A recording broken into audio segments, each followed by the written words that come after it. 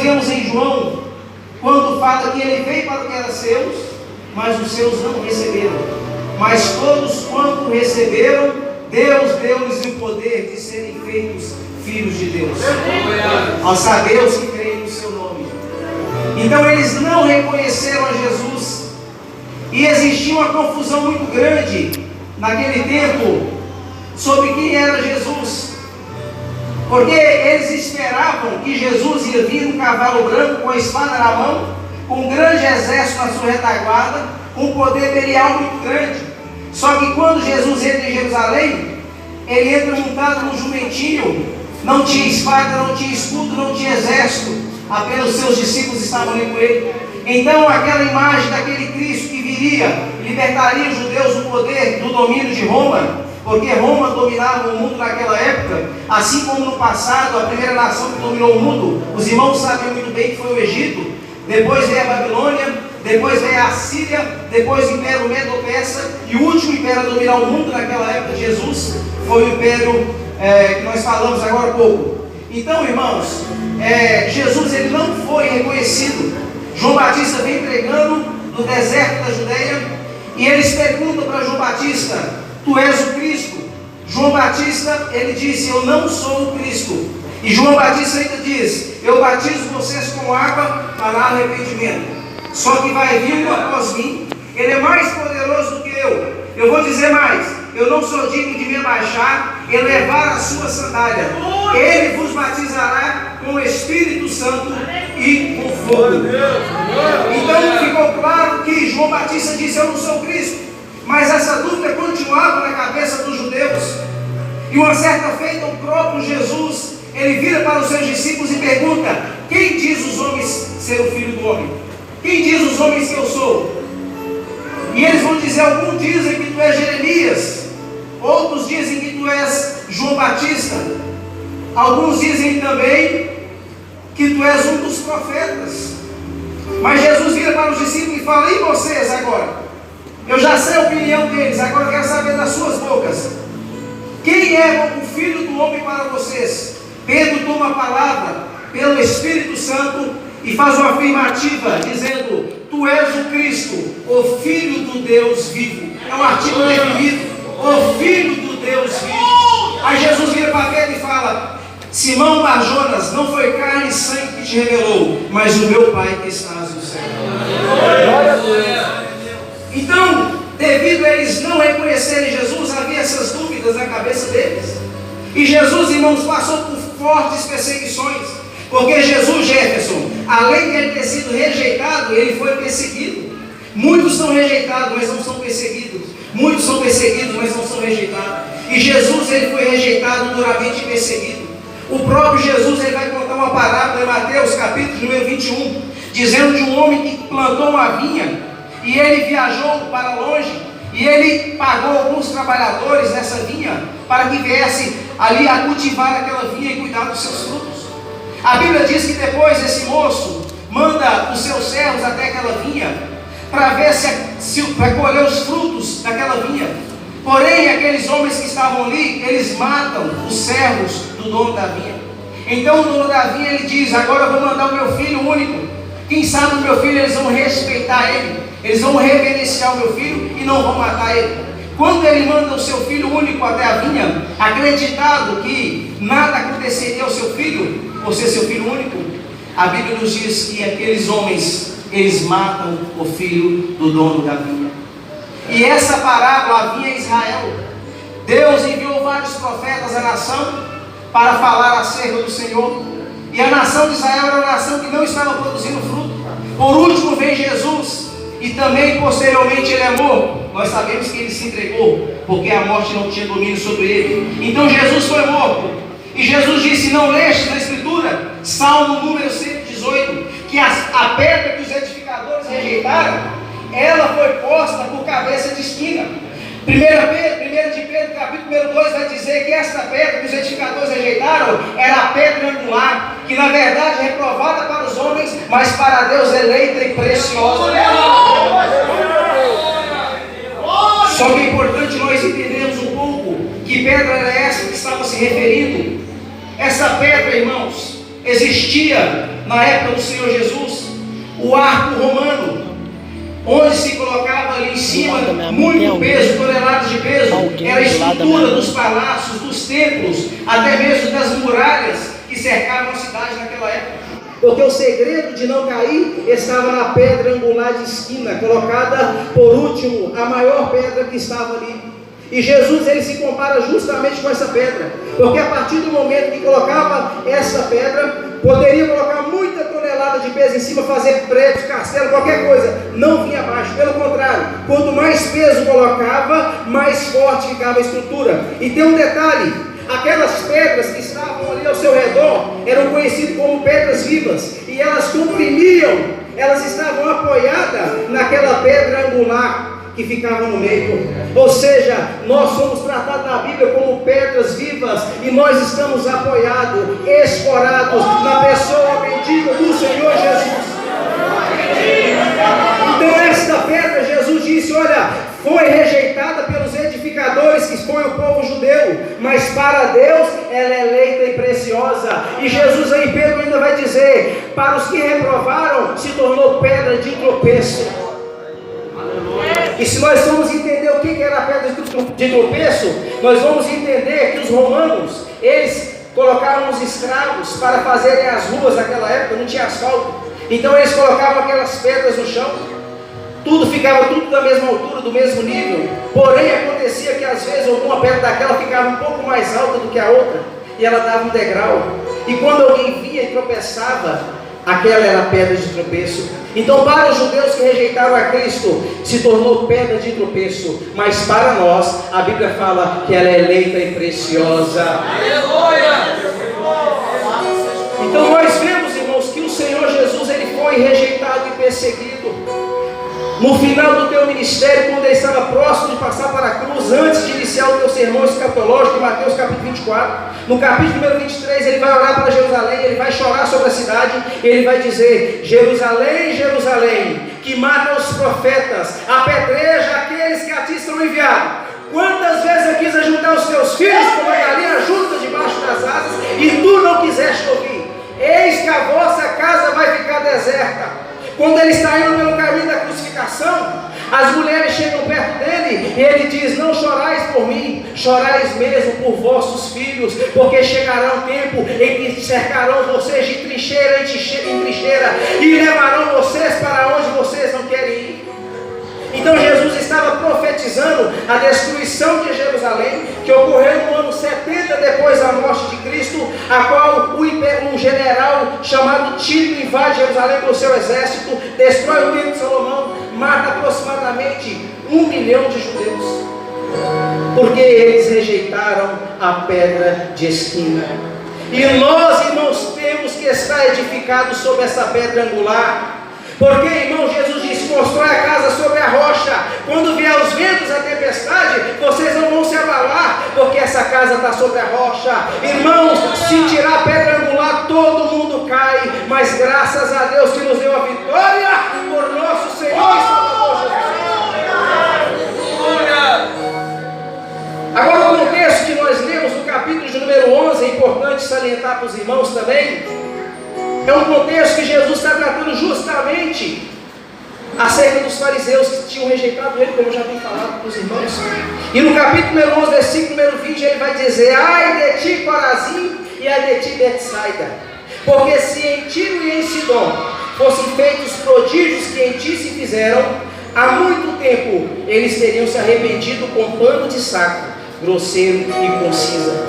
E tu, Cafarnaum, que te ergues até os céus, serás abatido até o inferno, porque eu vos digo que haverá menos rigor para os moradores de Sodoma do que para vós.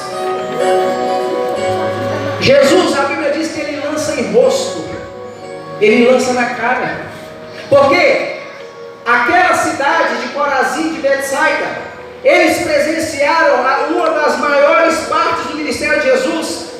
E Jesus operou vários milagres e prodígios diante dos seus olhos. Eles tiveram a oportunidade de ver o que muitos desejaram ver. Não é à toa que a Bíblia diz que muitos profetas e justos desejaram ver o que eles estavam vendo e ouvir o que eles estavam ouvindo. Então eles tiveram a oportunidade de presenciar tudo isso. Aí Jesus vai dizer: vocês vão ser julgados, porque se em Tiro e em Sidom se tivessem feito os milagres que foram feitos na cidade de Corazim, na cidade de Betsaida, eu digo para vocês, há muito tempo eles teriam se arrependido, com roupa de saco e cinza sobre as suas cabeças. Então o juízo será mais duro para eles. E a cidade onde Jesus, depois da morte de João Batista, que Jesus ele nasceu em Belém da Judeia, ficou até sua infância na cidade de Nazaré. Posteriormente, depois João Batista morre, ele vai para Cafarnaum. E ele disse: tu, Cafarnaum, que te ergues até os céus, eu vos digo, vocês serão abatidos até os infernos. E haverá menos vigor naquele dia para a cidade que ele destruiu do que para vocês. Porque eles presenciaram o ministério de Jesus.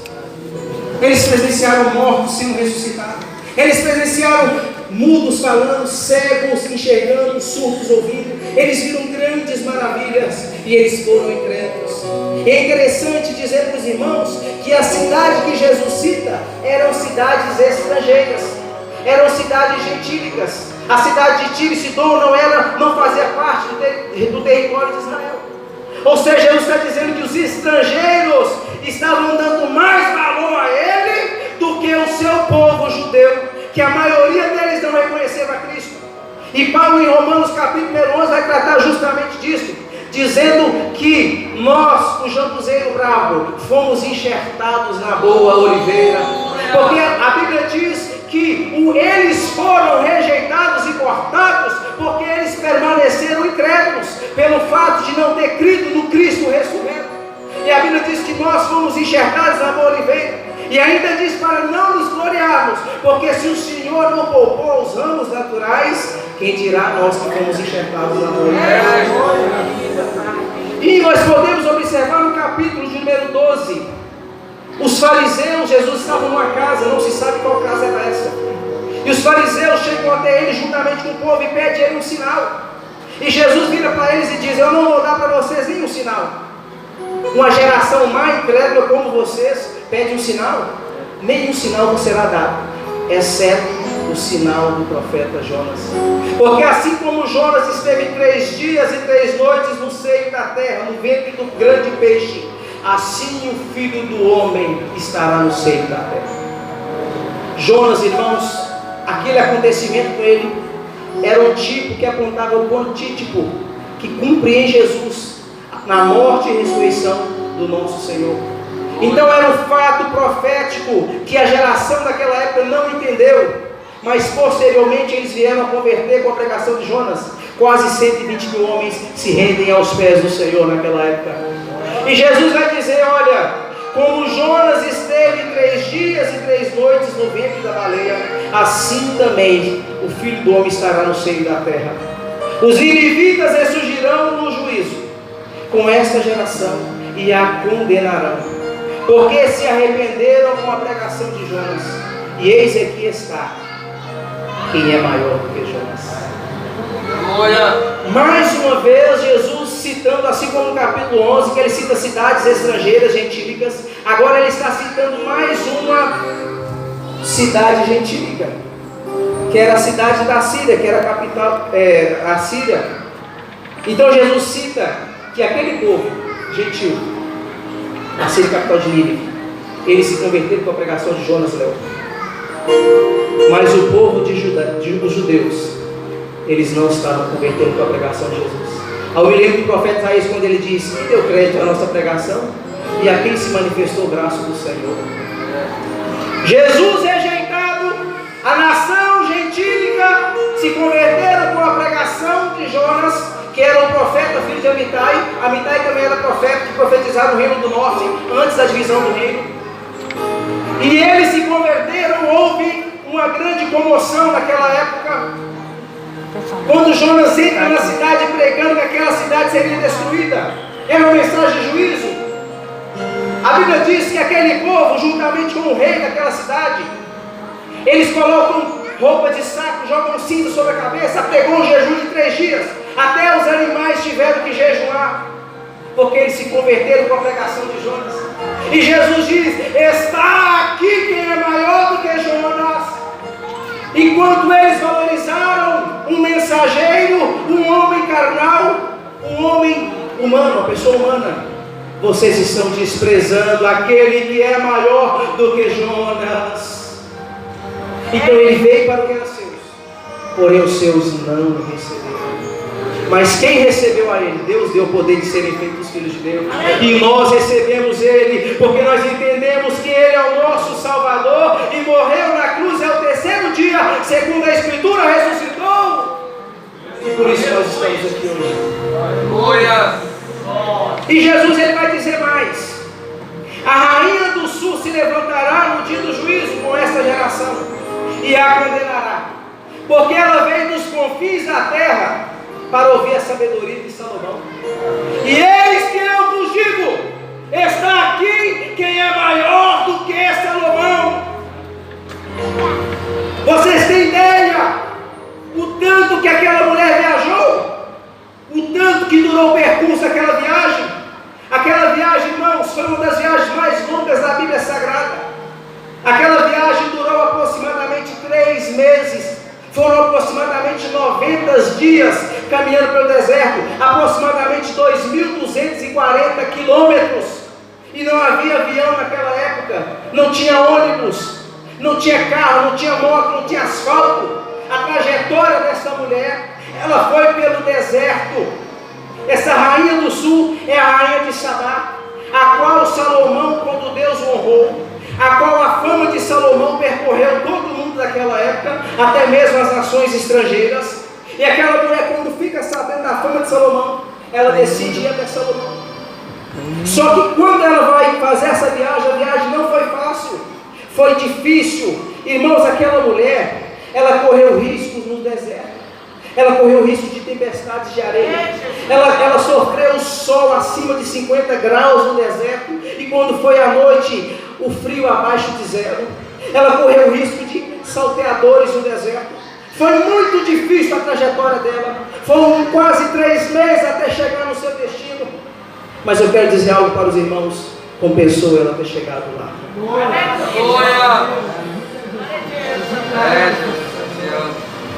E esta mulher, ela tem muitas coisas a nos ensinar no dia de hoje. Eu separei pelo menos aqui 6 pontos que nós vamos aprender hoje com a rainha de Sabá. O primeiro ponto que nós vamos aprender é que ela ouviu a fama do rei Salomão. A fama do rei Salomão chegou até o sul da Arábia, onde ficava a cidade de Sabá, que hoje é conhecida como Iêmen. Próximo da África ficava esse território. Então a fama do rei Salomão, como foi muito extensa, que Deus honrou ele, ela chegou até lá. E quando a fama de Salomão chega até lá, eu fico pensando em algo. A primeira lição que nós aprendemos é que para que a fama de Salomão chegasse até lá, alguém teve que levar a notícia. Tendo em mente que não existia internet, não existia rede telefônica, não existia Facebook, não tinha WhatsApp, não tinha Instagram, não tinha nada. Alguém levou a notícia até lá. A primeira coisa que nós temos que aprender é que nós temos que levar a notícia do Senhor para este mundo. E Jesus diz: está aqui quem é maior que Salomão. Se alguém levou a notícia do reinado de Salomão para uma distância tão longa, correndo tanto risco no deserto, por que nós não podemos levar a mensagem de Cristo? Sabe, Jefferson, por que me chama a atenção? É porque eu não vi na Bíblia em nenhum lugar Salomão dizendo assim: vão lá e anuncia minha fama. Eu não vi em momento nenhum Salomão dizendo: vai lá e fala do meu reinado. Quem foi levar a notícia foi de uma maneira voluntária. Não existia nenhuma ordem. A Bíblia não fala para que alguém fosse levar a notícia. A gente ficou pesado para nós, hein? Porque Jesus, ele diz em Marcos 16:15: ide por todo mundo e pregai o evangelho a toda criatura. Um povo levou a fama, a notícia, sem ter uma ordem. E Jesus dá uma ordem para a igreja, para nós levarmos o evangelho. E em Atos capítulo 1, versículo 8 diz: e recebereis a virtude do Espírito Santo que há de vir sobre vós. Para quê? Para ficar em casa dormindo? Não. Assistindo televisão? Não. De perna pro ar? Não. E ser-me-eis testemunhas, tanto em Jerusalém como na Judéia e Samaria e até os confins da terra. Alguém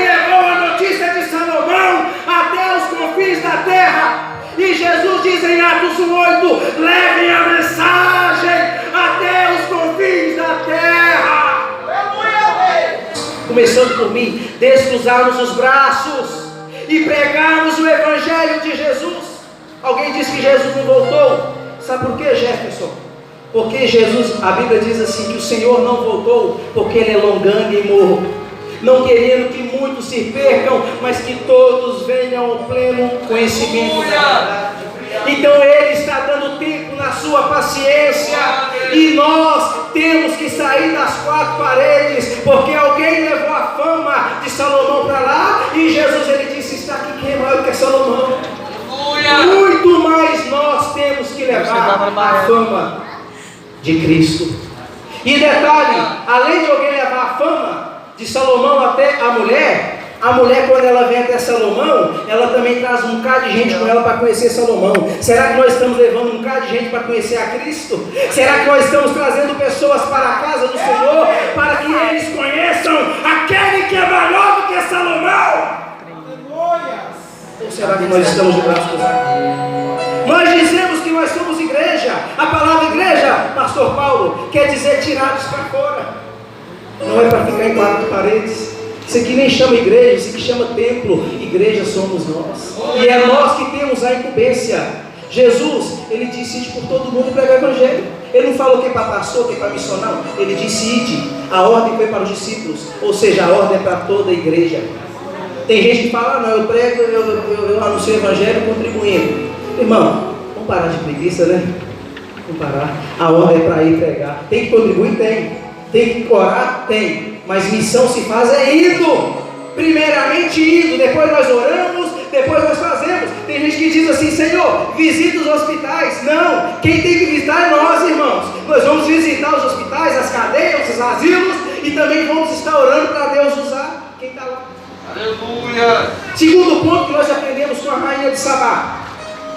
Ela enfrentou todos os obstáculos para conhecer Salomão. Lembra da trajetória dela difícil no deserto? Quase 3.000 quilômetros, Tiago, caminhando. Sabe para quê? Para conhecer a sabedoria de um homem. E Jesus ele disse, está aqui quem é maior do que Salomão. Se ela fez tanto esforço para conhecer um homem, a sabedoria de um homem, quanto mais nós temos que nos esforçar para conhecer a sabedoria, na verdade não a sabedoria, mas para conhecer a própria sabedoria. Aleluia! Glória! Irmãos, se aquela mulher não tivesse verdadeiramente decidida, se ela não tivesse motivada, se ela de fato não quisesse aquilo, ela não teria feito aquele percurso. Aquela viagem ficou caro para ela. Ela levou muita gente com ela. Eles tiveram que se alimentar no deserto. O exército dela, possivelmente uma parte estava ali para livrar eles de salteadores. Então o caminho foi difícil. Correu risco de vida. Ela realmente chegou até Salomão porque ela queria ir até Salomão. Porque ela tinha enigmas. Enigmas são mistérios, são dúvidas que ela tinha. Ela queria se esclarecer. Agora, será que nós, irmãos, não estamos esforçando para conhecer o Senhor Jesus? Interessante que nós temos desejo de conhecer lugares. Quantas vezes nós temos desejo de conhecer países, né? Conhecer pontos turísticos, ir na praia. Nós queremos conhecer tantos lugares, mas não queremos conhecer Jesus. Em Oséias capítulo 6, versículo 3 diz: conheçamos e prossigamos em conhecer o Senhor. Irmão, conhecer o Senhor é algo que nunca vai ter fim. Por isso que diz, conheçamos e prossigamos. Ou seja, é de uma maneira progressiva e gradativa. Enquanto estivermos na terra, nós devemos buscar conhecer o Senhor. Aleluia. Ah, mas é muito longe. Ela achou muito longe. Foi muito longe a caminho. Mas mesmo assim ela se esforçou. Ela rompeu todos os obstáculos para ouvir a sabedoria de um homem. E Jesus ele disse: está aqui quem é maior do que Salomão. Então, irmãos, vamos esforçar, vamos nos dedicar para conhecer quem é maior do que Salomão. Tem um homem na Bíblia chamado Jacó. Era um homem que o nome dele quer dizer suplantador, enganador. Mas no dia que ele teve um encontro com Deus, Deus pega o nome dele de Jacó e muda para Israel. Israel quer dizer aquele que luta com Deus. A partir daquele momento em Betel, quando ele faz um altar ao Senhor, a vida dele foi mudada, porque ele teve um encontro com Deus. E ele disse: o Senhor estava aqui e eu não sabia. A rainha veio tão longe para conhecer Salomão. Nós nem precisamos ir longe para conhecer Jesus. Ele está dentro de nós. Graças a Deus. Glória. Jesus disse: o meu reino está dentro de vocês. Então, irmãos, nós devemos nos esforçar para conhecer o Senhor. Samuel foi o primeiro profeta de Israel que ungiu Saul como rei. E é interessante que a Ana, sua mãe, colocou ele no templo. E ele foi criado dentro do templo.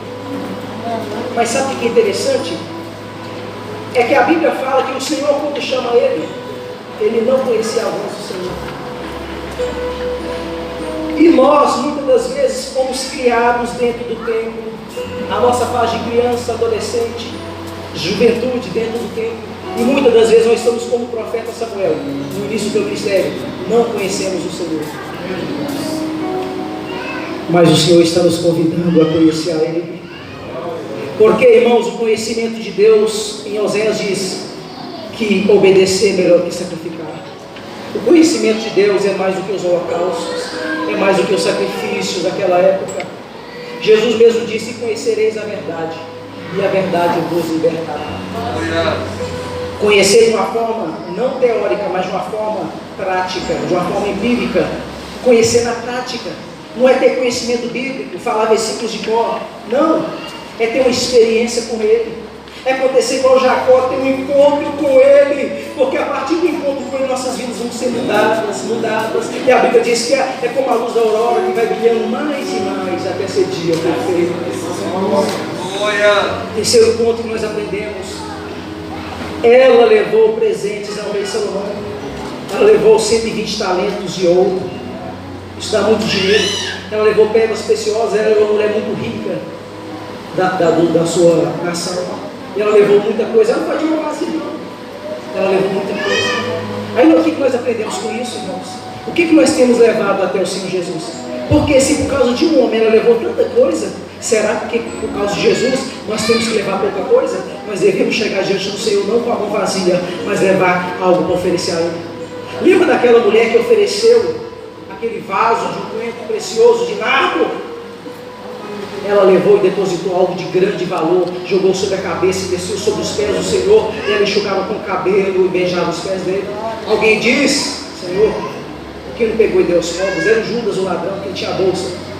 Mas Jesus falou: não, você não preocupa com os pobres, não, porque ele era ladrão.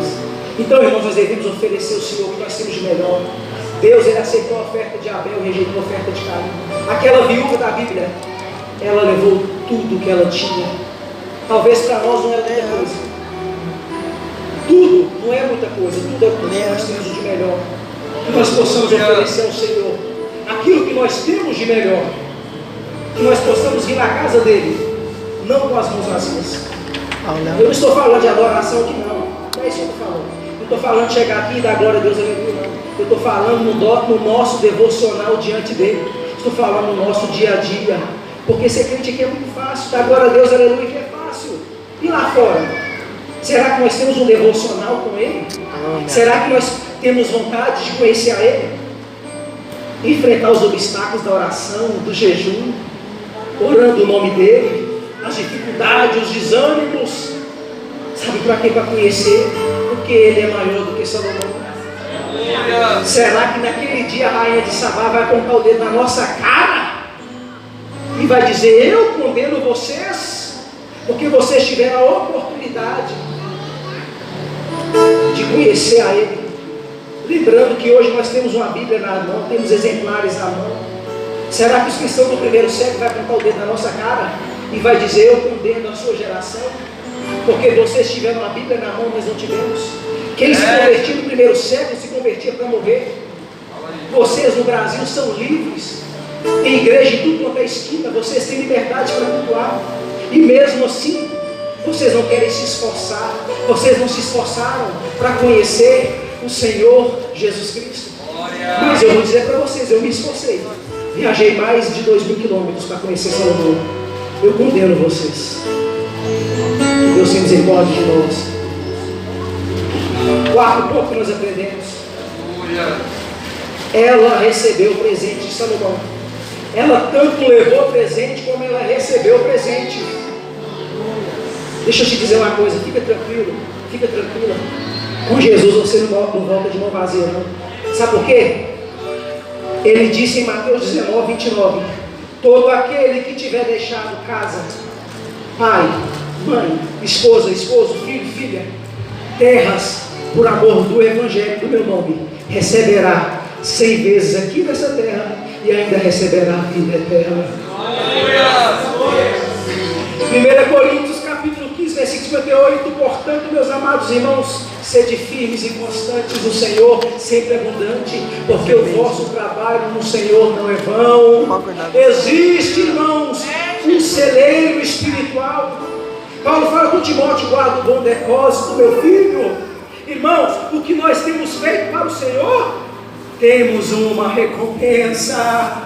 Podemos levar dele a nossa adoração, podemos oferecer um culto racional, mas quando nós voltarmos, não vamos voltar de mão vazia. Vamos receber nessa terra muitas coisas, e ainda o principal, a vida eterna. Graças a Deus. E o maior presente que nós vamos trazer é a salvação. Alguém coloca atrás do carro, presente de Deus. Eu discordo. Presente de Deus é salvação. O carro é brinde. Quinto ponto que nós aprendemos: ela desabafou com Salomão todos os seus problemas. Minha voz arruinou, mas vai dar, viu, irmãos? Deus vai dar vitória. Ela desabafou com Salomão todos os seus problemas, as suas dúvidas. Aquela mulher, talvez ela não tinha motivo para ir até Israel, não, irmãos. Ela tinha tudo. Ela era rainha. Ela tinha ouro, tinha servos e servos. Ela tinha coisas em abundância. O que levou aquela mulher até lá? Não foi para receber presente de Salomão, não. Ela tinha ouro e prata, ela levou. A Bíblia diz em 1 livro de Reis, capítulo 10, fala sobre essa história, que ela foi ouvir a sabedoria de Salomão acerca de Deus. Então aquela mulher tinha todos os bens materiais, muitas coisas, mas o principal ela não tinha, que era a paz. Quem sabe ela não perguntou para Salomão: Salomão, tudo que você tem eu tenho, não tem igual você tem tanta coisa, mas eu tenho muita coisa. Mas deixa eu te perguntar, qual é o segredo da tua paz? Porque a Bíblia diz que o Senhor deu paz no reinado de Salomão por todos os inimigos em redor. Foi um reinado de paz. Aquilo apontava para o reino messiânico de Cristo no milênio. Então tinha paz no reinado de Salomão. Aquela mulher, ela desejou, eu imagino fazendo a conjectura que ela desejou, todas as suas dúvidas foram sanadas. Interessante que existiam os sábios da época, existiam aqueles que tinham conhecimento, né? Os conselheiros do reinado, eles não puderam solucionar as dúvidas, os enigmas daquela mulher. Mas quando ela chega até Salomão, Deus está lá com Salomão e ele resolve os problemas dela. Então aquela paz que ela precisava, porque aquela tristeza que possivelmente consumia aquela mulher, Salomão diz para ela o segredo, dizendo: Deus é o segredo. Por quê? Porque um dia eu fui pedir ele falou: me pede algo, e veja, eu pedi essas coisas que você tem. Eu pedi sabedoria para governar o povo, para poder entrar e para poder sair. Então, irmãos, talvez você que está me ouvindo, talvez você tenha muitos bens nessa terra, você que está aqui hoje, talvez você anda muito triste, preocupado, preocupada, talvez você tenha um carro que você desejou, quem sabe você tem aquela casa, os móveis que você desejou, a família, a esposa, o esposo, os filhos, a sua vida está indo bem, porém, você sente que falta algo na tua vida. Eu quero dizer para você, talvez você vê os crentes e vê uma alegria muito grande dentro deles. Eu quero dizer que essa alegria, o segredo dela, chama-se Jesus de Nazaré. Hoje, se você quiser, não está longe, viu, meu irmão, minha irmã? Não precisa você viajar mais de 2.000 quilômetros montado a camelo, uma viagem dificultosa, difícil. Não precisa não correr risco, não. Ele disse assim: onde estiver 2 ou 3, eu estou no meio dele. Ele está aqui nesta noite. E Ele sabe o que você tem passado. Ele sabe essa dor, essa aflição. Sabendo você que os teus bens materiais não podem trazer essa alegria, porque esse buraco no teu coração tem te consumido. Mas o Senhor, Ele tem contemplado. E a palavra dele para você é: eu sou maior do que Salomão. A mulher samaritana disse assim: tu és maior que o nosso pai Jacó? Tadinho, não sabia quem estava falando, né?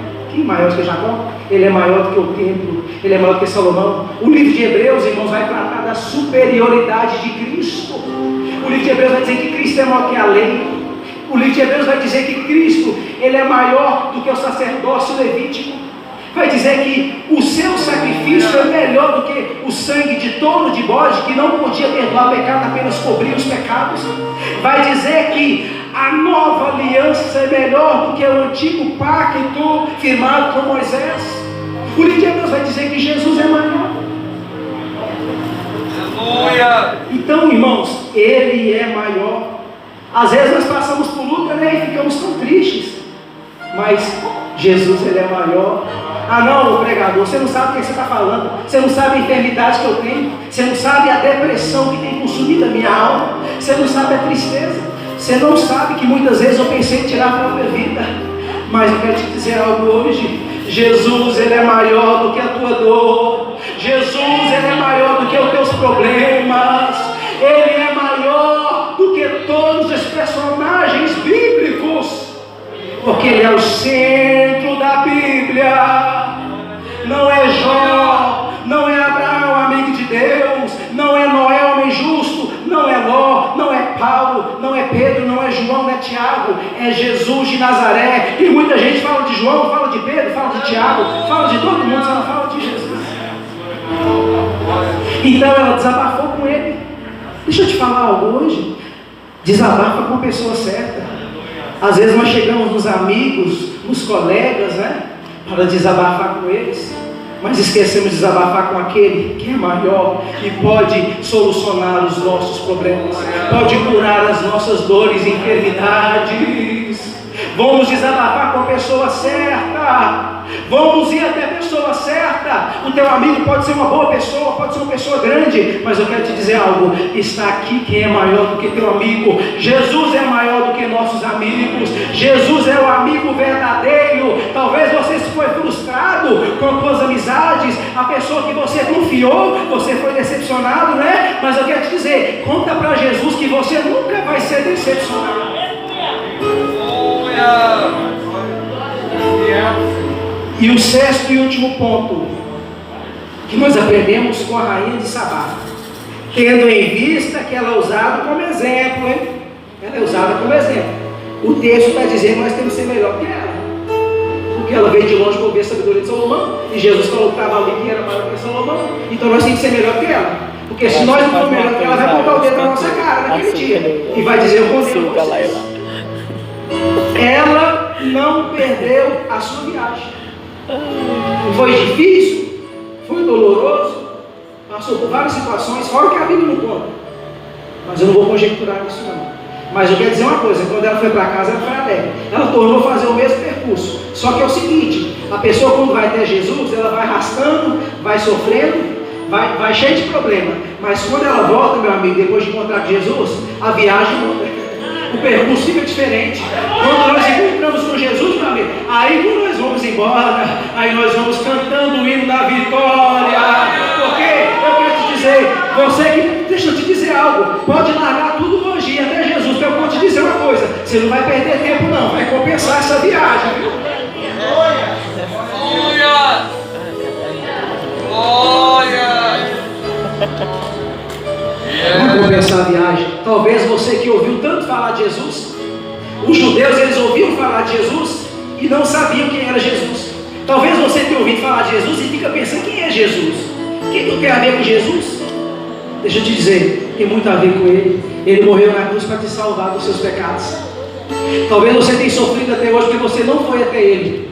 Mas ele fez um convite formal. Ele diz assim: vinde a mim, todos vós que estáis cansados e oprimidos, e eu vos aliviarei. Porque o meu jugo é suave, o meu fardo é leve. Aí você chega até Jesus cheio de peso nas costas, andando até encurvado, cheio de problema, pecado, dificuldade, o casamento não vai bem, os filhos estão fora, tá no mundo das drogas, o esposo está bebendo cachaça, as coisas no teu lado não estão bem nada, você vai até Jesus desse jeito, mas quando você volta desse jeito, cantando o hino da vitória. Pode ir até Jesus, eu quero te dizer, vai compensar para você, porque não fica devendo nada a ninguém não. O presente que ele vai te dar vai ser a salvação, e ele vai mudar a tua vida. Faz prova que você vai ver. Não julga o livro pela capa, examina, porque você vai ver que Jesus, ele pode fazer muito mais daquilo que você pensa. Ele pode transformar a tua vida, ele pode tirar os teus filhos das drogas, ele pode libertar o teu esposo que está lá agora dentro do boteco bebendo cachaça, ele pode transformar o teu casamento que está indo de mal a pior. Talvez você já casou 2, 3 vezes. Deixa eu te dizer uma coisa: não troca de marido, muda de vida através de Jesus, que ele vai mudar a tua história para a glória. E assim, irmãos, a mensagem que Deus colocou no meu coração, quero pedir aos irmãos perdão por causa da minha voz, eu acabei extrapolando aqui, tá bom? E a presença de Deus é assim, já a gente pula, faz muita coisa. Então peço aos irmãos perdão e que Deus continue abençoando a vida de cada um em nome de Jesus. Quantos compreenderam a palavra de Deus nessa noite? Tão bom ouvir falar de Jesus, né, irmãos? Ele é maior do que Salomão, viu?